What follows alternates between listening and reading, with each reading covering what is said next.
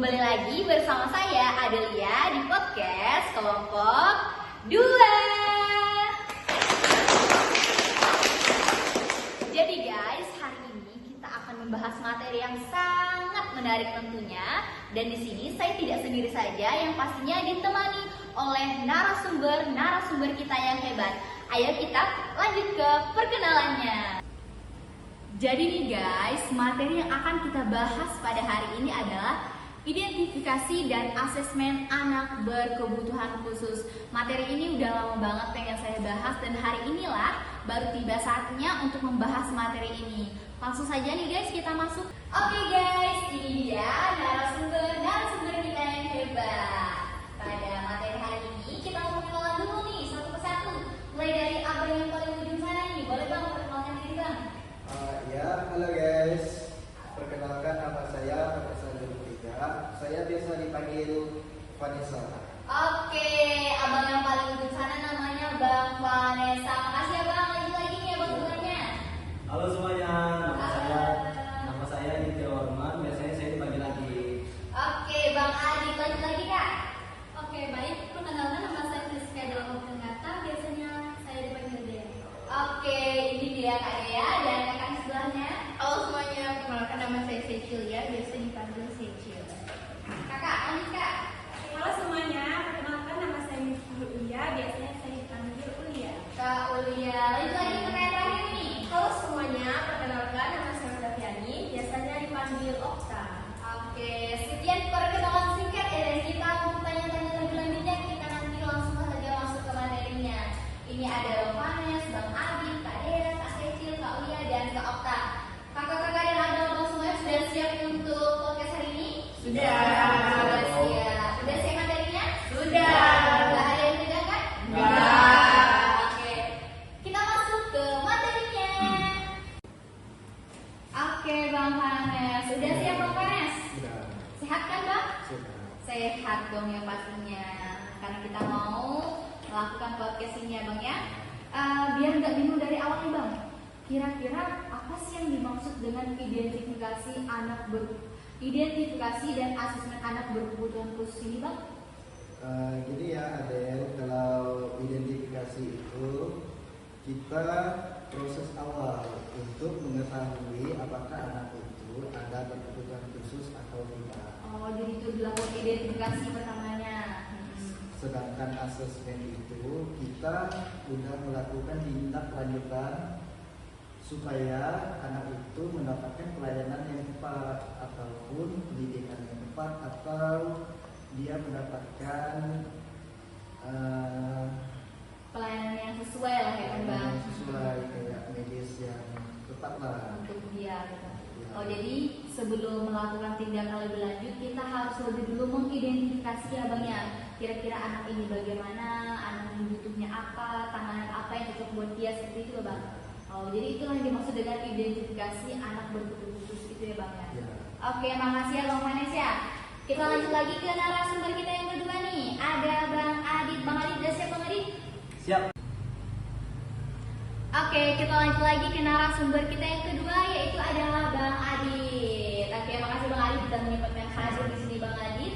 Kita langsung saja nih masuk ke pertanyaannya nih Bang. Ya, boleh. Oke, saya mau nanya nih Bang. Guru ini kan jadi salah satu orang yang pertama kali ngeh kalau ada sesuatu yang berbeda dari anak-anaknya di dalam kelas kan Bang? Pasti dong. Jadi pertanyaan saya nih Bang, kira-kira menurut Bang Adit langkah praktis apa saja sih yang bisa dilakukan kita sebagai guru nanti di kelas untuk mengenali atau mengidentifikasi anak berkebutuhan khusus ini secara sederhana saja? Gimana, Oke. Bang? Mengenali anak berkebutuhan khusus secara sederhana ya. Ya. Biasanya anak berkebutuhan khusus di kelas itu sangat terlihat gitu. Karena mereka tuh memiliki sifat yang cenderung berbeda dari yang lainnya. Sudah pasti berbeda. Sudah pasti berbeda. Jadi Ya. enak kita mengetahui. Kita bisa mencari tahu juga kan dari itu. Nah, biasanya anak-anak tersebut itu cenderung memiliki sifat yang pendiam. Jadi kata itu pendiam dia berbeda. Ya, benar. Karena mereka itu merasa berbeda dari yang lain kan. Jadi mereka minder. minder, adaptasi dia Susah sama beradaptasi. teman-teman yang lain. Benar.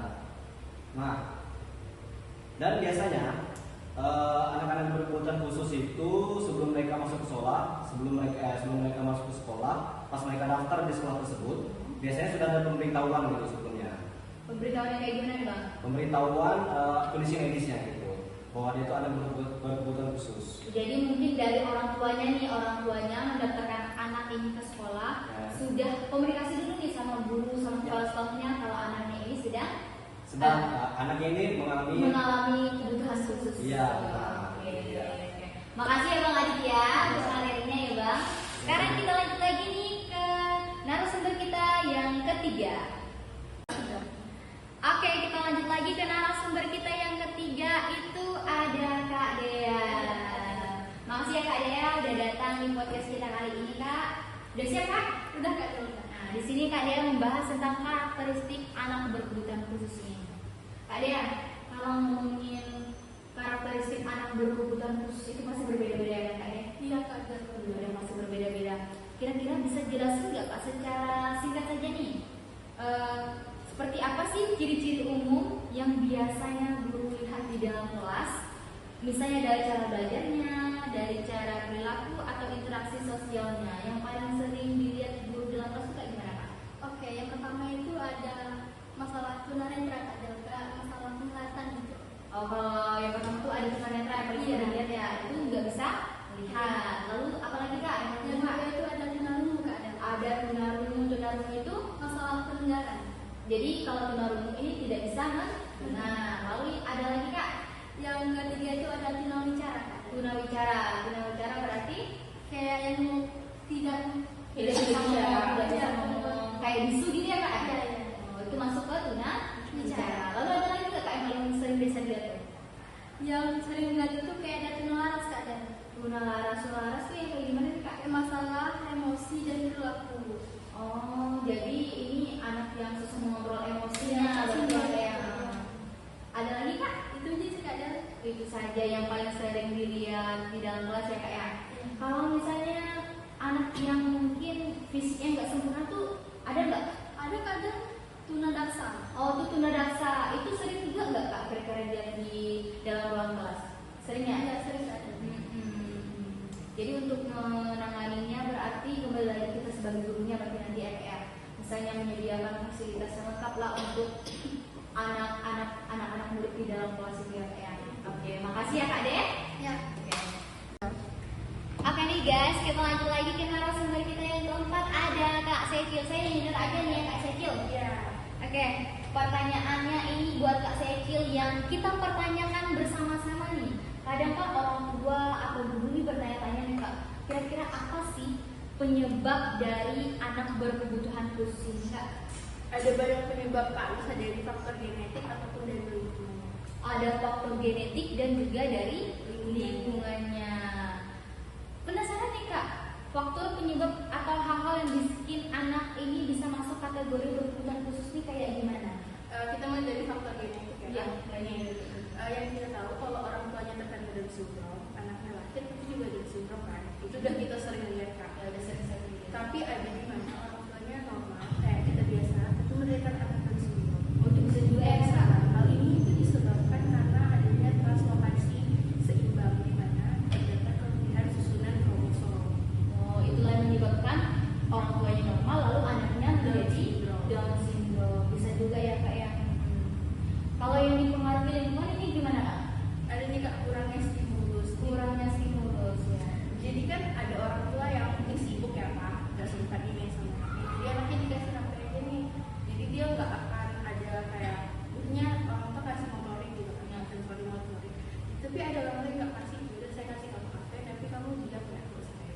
Iya, paham lah kan banyak sekali nih orang-orang tua zaman sekarang nih yang membiarkan lebih milih anaknya tenang tapi tidak dikasih sensori motorik membiarkan Kak, lebih baik dikasih HP aja. Yang penting anaknya diam itu nggak boleh ya teman-teman karena ini bisa menjadi faktor penyebab anak berkebutuhan khusus. Oke, terima kasih ya Kak Sekil untuk penjelasannya. Oke guys, sekarang kita sudah masuk ke penanganannya.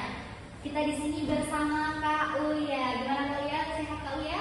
Sehat. Sehat dong pastinya Kak Uya. Di sini membahas tentang penanganan anak berkebutuhan khusus ya Kak ya. Oke. Setelah hasil asesmen atau hasil identifikasi seperti yang sudah dijelaskan Bang Panis tadi Kak, otomatis kita akan melakukan tindakan lanjut ya kan Kak? Nah, biasanya langkah penanganan apa sih yang dilakukan atau yang biasa dilakukan oleh sekolah, baik itu dari guru kelas, dari guru pendamping atau kerja bareng orang tuanya, guru dengan orang tuanya, apa penanganan yang bisa dilakukan itu Kak? Mungkin orang tua, guru sekolah atau ahli misalnya psikolog atau psikoterapi bisa melakukan kolaborasi erat untuk mendukung perkembangannya holistiknya si anak. Untuk guru juga bisa melakukan pendekatan diri pada si anak agar anak tidak merasa terkucilkan, tidak merasa terbuli di dalam kelasnya. Itu bisa dilakukan sebagai guru ya Kak, guru pendamping. Seperti itu, supaya anak merasa nyaman di lingkungan yang inklusif, supaya anak bisa merasa pede, seperti itu Kak. Jadi dia tidak merasa tertekan di dalam kelas. Jadi kita sebagai guru bisa melakukan pendekatan diri kepada anak yang berkebutuhan khusus. Kalau dari kerjasama antara orang tua dan guru ini gimana? Kalau untuk kolaborasi guru dan orang tua itu bisa saling memberi informasi antara perkembangan dan tujuan apa yang dicapai oleh si anak tersebut. Jadi sangat pentingnya di sini komunikasi antara guru dan orang tua dari anak berkebutuhan khusus untuk peningkatan dari anak berkebutuhan khusus itu agar menjadi lebih baik lagi. Oke. Terima kasih sekali ya untuk penjelasan materinya, sangat menarik sekali. Oke, kita lanjut ke narasumber kita yang terakhir, yaitu adalah Kak Okta. Oke, masih semangat kan Kak Okta? Masih punya materi terakhir Kak Okta? Ya, masih Kak Del. Oke, langsung saja masuk ke pertanyaan ya Kak Okta.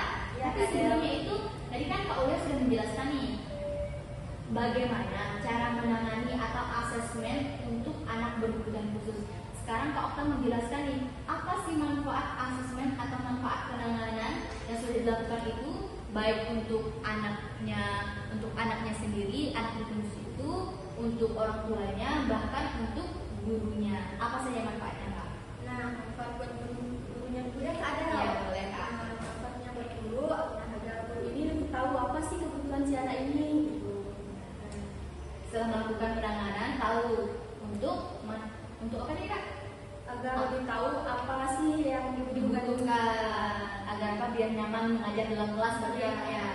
Nah, kalau buat si anaknya ini jadi lebih nyaman untuk belajar di kelas. Jadi sama Dia merasa sama dengan teman-teman yang lain, tidak merasa minder, tidak merasa dia terkucilkan oleh orang lain. Karena apa? Karena kita sudah melakukan penanganan yang tepat, gitu kan Kak? Iya Kak Del. Kalau untuk orang tuanya nih, apa manfaat dari penanganan ini Kak? Kalau buat orang tuanya nih Kak Del, jadi orang tuanya ini lebih memberi dukungan untuk si anak ini, seperti memberikan les khusus untuk si anak ini. Apa sih kebutuhan si anak ini gitu Kak Del. Oh, jadi karena kita sudah melakukan penanganan tadi, orang tua ini sudah tahu anaknya ini ternyata butuh les gitu ya kan, untuk meningkatkan kemampuan dari anaknya ini sendiri gitu ya Kak ya. Iya Kak Del. Oke, itu saja Kak Okta. Ya, sudah itu saja. Oke, terima kasih ya Kak Okta untuk penjelasan dari manfaat asesmen atau manfaat penanganan anak berkebutuhan khusus ini. Sekali lagi terima kasih Kak Okta. Iya Kak Del.